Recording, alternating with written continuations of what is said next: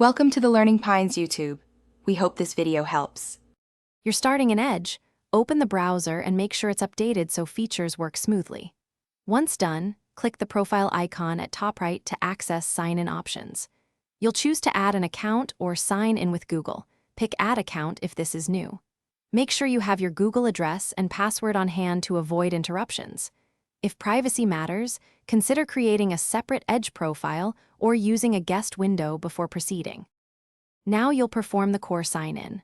Click the Google option, type your email, and press Next. Don't rush the keyboard flow because autofill can misplace characters. Enter your password carefully and submit, then handle two-factor prompts like SMS or Authenticator approval. This ensures account security. When Edge asks to enable sync for bookmarks, passwords, and settings, decide based on convenience versus privacy. Enabling sync makes browsing seamless across devices. Disabling keeps data local to this profile. Finish by confirming sync choices and checking that your profile picture and bookmarks appear. This verifies a successful connection. If something fails, sign out then sign back in to refresh tokens and cookies, because stale credentials often cause errors. For persistent issues, clear the browser cache or try a private window to rule out extension conflicts.